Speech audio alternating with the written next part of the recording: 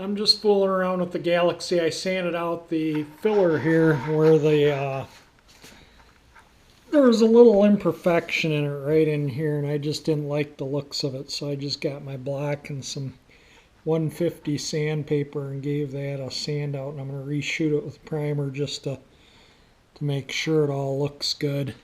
And I just gave all the sandable primer a light sanding, so I'm going to see how it looks now. I got that all sanded out and reprimed, and it looks pretty darn good. I'm happy with that. This looks good. So this is ready to strip and paint. And I blocked the hood out. I'm going to block both the fenders out tomorrow, and hopefully the next day start shooting some paint. I'm getting ready to paint things, and I just like to tape things off in here first so I can still see a little bit of the green, and that way I know I won't have any primer stuff left, and that edge will be painted nice. I tried to get most of that edge with the door jamb coat, but I just don't want to see any primer, so that's why I just take the tape and go around and kind of tape right on the edge. Let me show you what I do here. See how the tape comes right to the edge? And that's actually a little far on. I might peel that off. But anyway, I'm just going to go around and tape that, and then I'm going to mask it with the paper. Just, this is the time-consuming part, is masking. And I've had questions about the paints and stuff I'm using, and I think I'm going to peel this back a little bit, tear it off. I just don't like the way it is there at the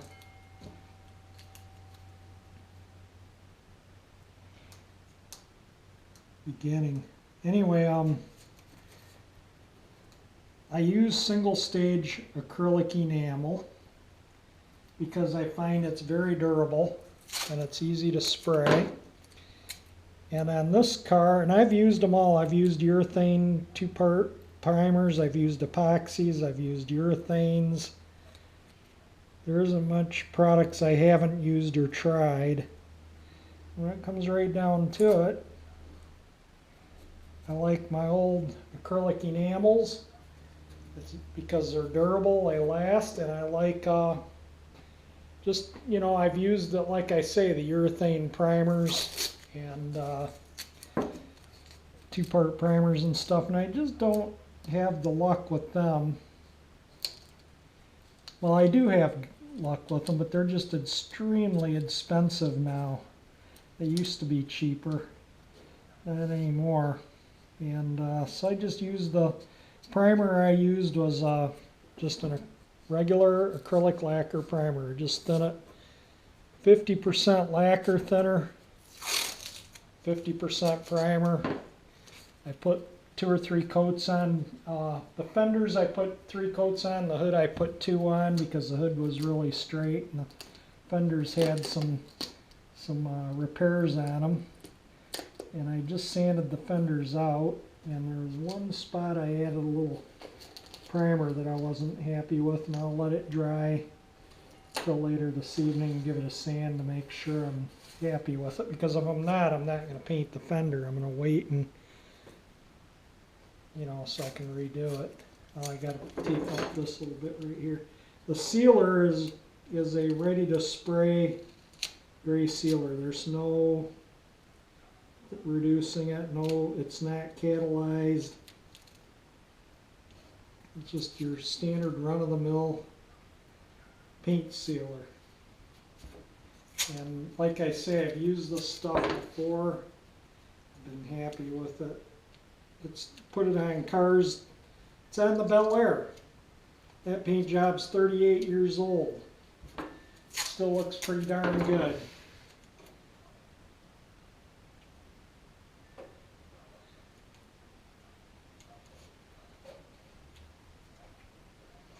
There we go, and then I'll come around here. Whoops, sorry. My taters were running into the tripod there. But anyway, you know, this is, I'm not going to videotaping it all up because that would take the rest of the evening, but I just wanted to talk about what I am using. I am using a lacquer-based sandable primer. Let me show you what I sanded out here.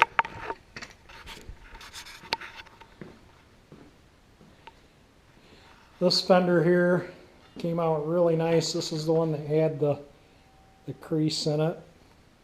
It's the right-hand fender. There was no rust in these fenders, zero rust.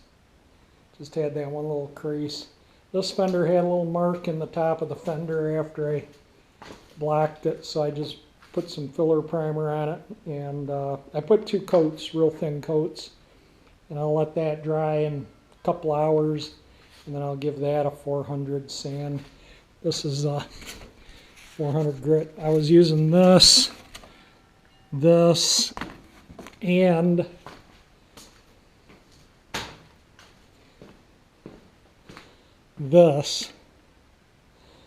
and this is the paper comes in a roll. It's sticky backed, and it's kind of what it is.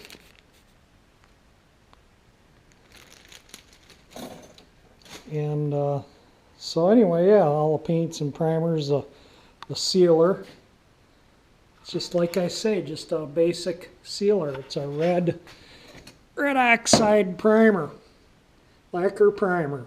And I've had, like I say, I've had excellent luck refinishing cars like this. And again, this is the way the paint is on the Bel Air. And if you've seen my past videos, that paint was done back in the early 80s. I don't remember, 82 or 84, somewhere around in there. I think it was 82 when I repainted the Bel Air.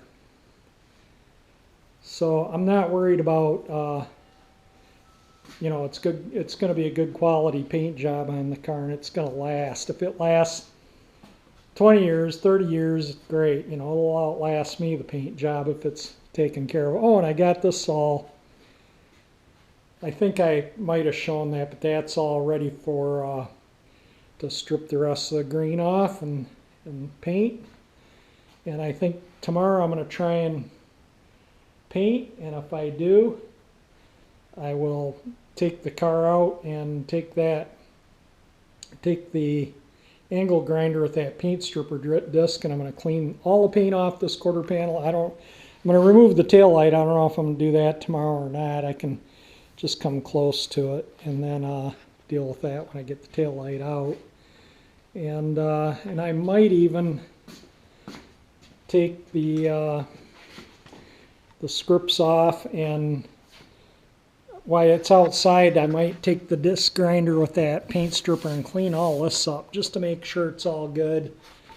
Get some of the paint out of here and rust, and then I can start bumping that out and make it, you know, ready for paint.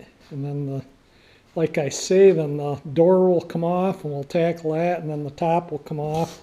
And I think from looking in the car and in the trunk, this rust is just this top panel, the channel in there that the convertible top bolts in, all that stuff up in here looks good still. So I don't know, we'll find out when we get the top off. It might be worse than what I can see right now, but right now it doesn't. Looks that, you know, will be nothing to repair compared to, you know, what I've done. That was the hardest rust repair, was that gas pocket. That wasn't really any big deal, and that wasn't really any big deal. And the door was not really a big deal either. So anyway, I'm going to get to masking here and quit babbling. Now you can see how I just go around it and mask the edges, and then I'll get the masking machine out and tape it all up solid. That is all masked off, and I tape everything, so if there's a fold or a crease to where paint could blow back up into it and get into my already new paint, I mask every little possibility. I've learned over the years, like if there's a fold in the paper, paint somehow can blow around in there and get into your, I don't know how it does it, but it does. So I like to mask 100% of everything. I think I'll put a little more tape right in there. That's still, so you can see the, that just needs another row of tape. But that door is pretty much all ready to set on. I'm going to put them on my, here you go, Dad. I'm going to reuse these again. I needed one more set of sawhorses and I wasn't going to go buy another set. So I shored these ones up. I ran some screws into them and they'll be fine for the set the door on to paint. One more thing I do is I go around and I pull all the tape from the previous tape to where you can see the regular tape backing with a, you know, I just don't want a line of red oxide primer that I have to go around and touch up. So I pull it all back just enough to where you just get a little green. You know, I'll paint this edge. And I go around everything. I recheck the tape underneath the hood and the fenders. Just kind of make sure that that's going to allow a little paint to get under there. And I did the same on the fenders and retaped anything that was unmasked, but I'm not as concerned about a little overspray in the fenders, as you really won't see much of the inner fenders, so a smidge overspray isn't going to hurt anything. The underside of the hood I want to look good, and the door jambs I want to look really good because you see them when the doors are opened or the hood's up. So that's important that that comes out good. They are all sanded, wiped down with wax and grease remover, and ready to spray. I'll probably tack them down tomorrow before I spray them, maybe wipe them down one more time with wax and grease remover. We will see. But they look pretty darn good. I had add a little primer to that one spot and reblock it, and it looks fine now.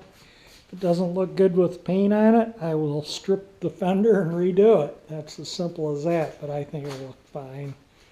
I don't know if this shows up in here or not, but this is just for Bill Lane. If you happen to have in one of your parts cars, this seat belt, you can see is kind of messed up. So I just need one, the female receiver end from, you know, it's black. It has numbers on there. I don't know if they're legible or not. It looks like 1566 W6N maybe, I'm guessing. But anyway, that's that one belt could use, you know, a replacement if you have a black one in a parts car. Let me know.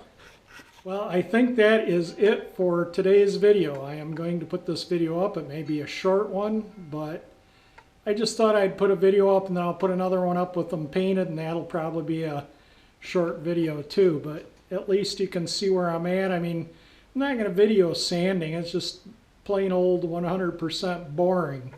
And but anyway, if you like my video, hit the like button. Definitely helps. If you like my channel, please subscribe, and thank you for watching.